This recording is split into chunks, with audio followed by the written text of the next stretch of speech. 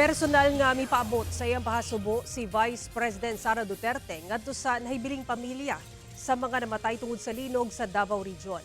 Sa mga padayong nakasinati og anxiety o trauma, giabisuhan niya nga mudangup sa health authorities aron mahatagan og psychosocial support. Ani ang report ni Argil Relator. Adlong Sabado, gibisita ni Vice President Sara Duterte ang haya sa 54 anyos nga babaeng namatay sa linog sa Matis City.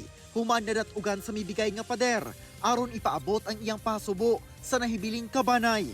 Mihatag sabang OVP og assistance. Gikumusta sab niya ang mga residente didto.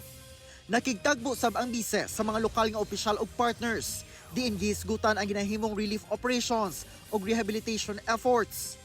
Pagkahapon, gibisita sab ni VP Sara ang haya sa 80 anyos nga lolo nga namatay sa Davao City. Dihang madatugan sa nahugno nga parte sa pader ato sa pagtayog og magnitude 7.4 nga linog nga miigo sa Manay, Davao Oriental niadtong Biyernes sa buntag. Kung ano man yung maitulong namin, pinaabot din namin sa kanila na kung ano yung matulong namin sa burol man o sa libing ay ipaalam sa amin na maliit lang yung opisina namin.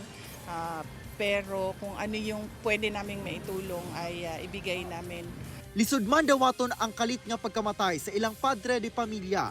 Nakunhuran matud pa ang ilang kasakit sa personal nga pagbisita ni VP Sara. Sa pagkakaroon, lisod yun kaya naku dawaton og kiraon sa itong namatay sa sayang sakit mula. Kamayo man kay sa nga nilakaw din. Ngayon na ang mahitabo niya. Atul sa among interview, nabati na sab ang pagtayog. Pud basi. Kuan sa Ginoo. Relax lang ta. Mga bata ha. Mga bata. Relax lang. May gagigibalilan ninyo ng talong no. Gilayong gisiguro ang mga bata og tigulang.